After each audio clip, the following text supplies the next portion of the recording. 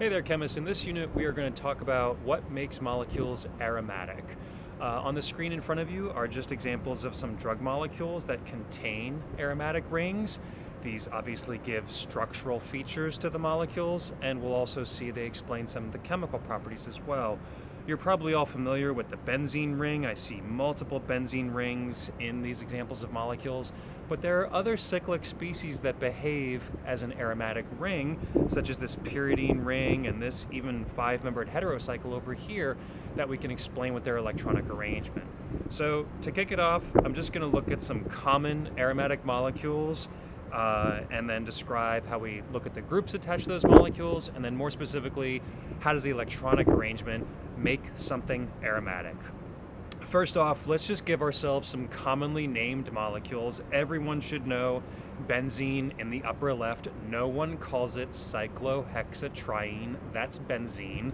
Even though it's aromatic, it's actually quite carcinogenic, so we avoid using it as a solvent and instead use the one right next to it called toluene.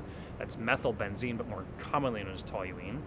Next to that, hydroxybenzene is more commonly known as phenol. You might remember that from your days of learning pKa values back in the beginning of the semester. Aminobenzene is more commonly known as aniline. Next to that, vinylbenzene is known as styrene. That's the monomer to make polystyrene, recycle code number 6. Next to that is benzaldehyde. That's the molecule that gives cherries and almonds such a pleasant aroma. And then lastly, when you put a carboxylic acid on a benzene, that's called benzoic acid. Very descriptive. Okay, below that is a review of how we use ortho, meta, and para to describe the relative positions on rings when you have two groups. We talked about this a little bit in our structure determination unit. Here it is again. When you have two groups that are directly adjacent to each other on a benzene ring, that's called an ortho substitution, the 1-2 substitution pattern.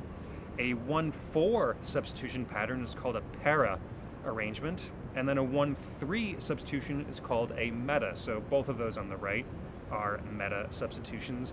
What do you do if you have more than two groups on a ring? Well, you just number everything, or at best you could describe where two of those groups are relative to each other. So we use this a lot when we talk about how multiple groups on a ring are, and we'll see it dictates how they react in chemical reactions when we get to aromatic reactions in our next lesson. The bulk of today is going to be devoted to what makes something aromatic. Why are certain compounds uniquely stable because of this aromaticity feature? There are 4 criteria that we need to establish in order for something to be aromatic. The first is it has to be cyclic. It has to be a ring, like a benzene ring. The second one is it has to be planar. So cyclohexane doesn't fall into this category. Remember, cyclohexane is that 3-dimensional chair, but benzene is completely flat. So no sp3 atoms in the ring will be giving rise to a planar molecule. Related to that is that the molecule needs to be conjugated. In other words, alternating single and double bonds. So usually every atom in the ring will be sp2, and we'll see that sometimes atoms rehybridize to adopt an sp2 hybridization where we didn't see that at first. You'll see that in a few examples. And the most challenging one to come up with, and I think the newest thing for today, is the electron count in the ring, specifically the pi electron count. Due to molecular orbital theory and something called Huckel's rule, the number of pi electrons in the ring has to be equal to an integral number of 4, so 4n, plus 2 more. For example, if I have 2 electrons, or 6 electrons, or 10 electrons in a ring, that counts as an aromatic ring. Conversely, if the number of pi electrons is in between that, if you have 4n pi electrons, for example, 4, 8, or 12, it's actually uniquely unstable, and we call it anti-aromatic. So we'll see examples of that too. So now here's a bunch of examples of molecules, all cyclic, but we're going to go through the other criteria. Are they planar? Are they conjugated? And most importantly, do they have the right electron count to be considered an aromatic ring? Let's look at each one individually.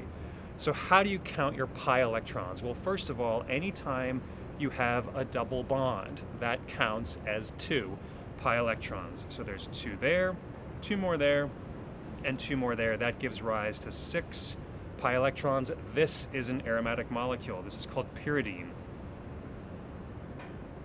Now, what about this lone pair on the nitrogen? Why does that not count? Well, remember what this molecule looks like in terms of its orbitals. I'm going to draw it a little differently along its edge, where I show some of the orbitals on some of these atoms. There's my pi bonds, my six-membered ring with a nitrogen. Every single atom that's part of a pi bond has one p orbital on it. There's one, there's a second one, third, fourth, fifth, and the nitrogen as well. The nitrogen is part of a double bond, so it has a p orbital. So this is why it's conjugated, and it's that overlap of the p orbitals that gives rise to the stability. Each of those p orbitals, since they're part of a double bond, they're part of a single pi bond, has one electron. So there's one on each side of that pi bond, one on each side of that pi bond, and one on each side of that pi bond. And that's how I get 2, 4, and 6 pi electrons. What about that lone pair that's on the nitrogen that's not bonding to anything? Well, that's actually in an sp2 orbital sticking outside the ring. It's not part of the pi system.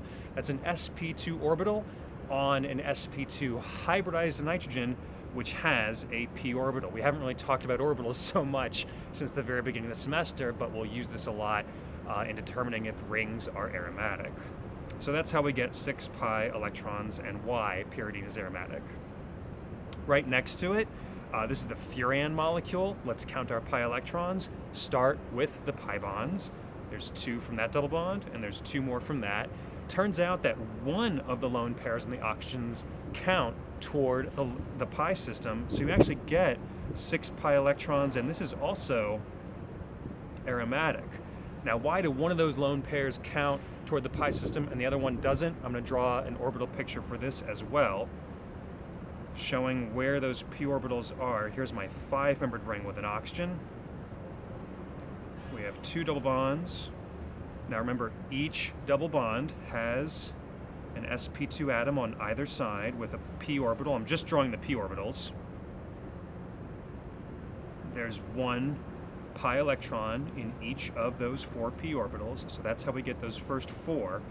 Now, what about this oxygen? If I went back to the beginning of Orgo 1, I would say this has 1, 2, 3, 4 domains, and I would think sp3. However, because that oxygen is allylic, it's one away from a double bond, or the lone pairs I'll call allylic, meaning one away from double bond, it can rehybridize itself and become sp2, giving it 1 unhybridized p orbital and then an sp2 orbital out here. So those lone pairs, there's 2 in the p orbital, and then there's actually 2 more in the sp2 orbital out there. I'll label them, which one's which. That's the p orbital, and that's the sp2 orbital. So I actually get 2 more electrons in my pi system, therefore this is aromatic. Now you might go, wow, do we have to draw orbital pictures like this for all of them to figure this out? Not so. If you remember that every time you have a double bond, it counts as 2 electrons, and moving forward, if you have a lone pair that's allylic, that also counts. Let's write that down. An allylic lone pair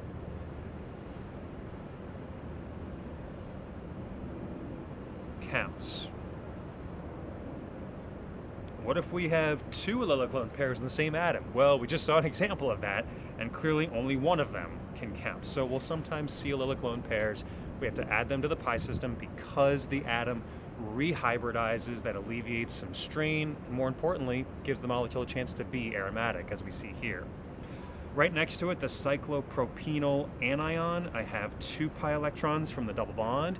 The lone pair on the negatively charged carbon is allylic, so it counts. So I get 4 pi electrons. Ooh, check my Huckel rule. That is a bad number. This is anti-aromatic. I still count that lone pair because it's allylic, it's conjugated, but it's uniquely unstable, this particular anion. Next to that, the 5-membered anion, I have 2 and 4 for the 2 double bonds, and then an allylic lone pair that counts.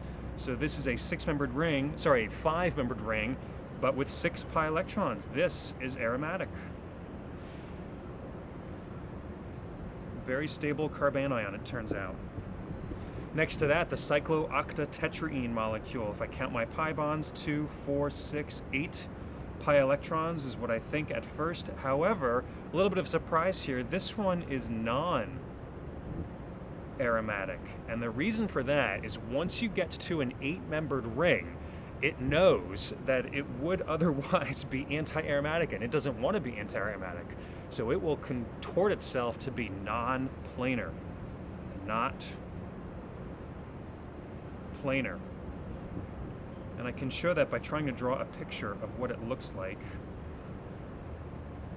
in sort of a boat conformation of an 8-membered ring, and you get something that looks like that. So it's not conjugated anymore either, because the p orbitals are no longer parallel and overlapping. So it's not really 8 pi electrons, it's 4 pi bonds, but they're not all overlapping, because otherwise it would be uniquely unstable. So this is true once you get to rings that are 8 atoms or greater. Smaller than that, we'll see that it's hard to not be planar, such as the one right next to it. That's the cyclobutadienyl molecule, and that's got 4 pi electrons. This is anti-aromatic. Really interesting little molecule. Wasn't even observed by itself until the 1960s, because it was discovered that it very quickly dimerizes in what's called a Diels-Alder cycloaddition. We'll learn that later in the semester, and it gives you this tricyclic molecule. If you're interested in that, see if you can figure out the curved arrows for how that happens. Next to that, we have the cyclopropenyl cation that has 2 electrons from the double bond, and that's it. Total of 2. That's actually a good number. That's 4n plus 2 when n is 0. So this is aromatic. Unlike its anion cousin, a few structures to the left, this is uniquely stable. And the last one, cyclohexane, that's non-aromatic. Just as a reminder that you can have species that are neither aromatic nor anti-aromatic. They just fall into the non-aromatic category. That's not even planar.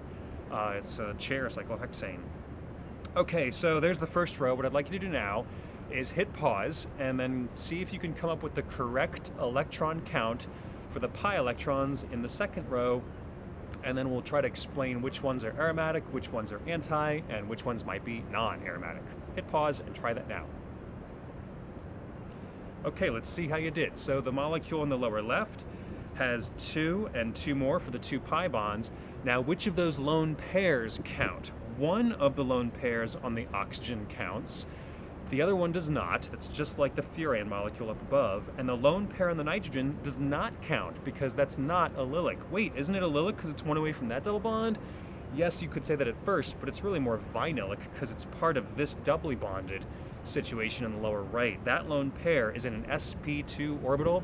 The p orbital on that nitrogen is already occupied with the 1 electron forming that pi bond. So luckily we get 6 pi electrons, and this is aromatic. Right next to it is benzene. That's obviously aromatic. 2, 4, 6 pi electrons. The 7-membered anion has 2, 4, 6, 8 pi electrons. That's a bad number, and unfortunately that can't exist in a puckered non-planar situation, so this is anti-aromatic. That's a uniquely unstable species. Next to that we have 2, 4, 6, 8, 10 electrons, and at first that sounds like a good number, but unfortunately this is non-aromatic. We've not seen the observed stability that you would expect from a molecule like this, and that's because it can't be planar.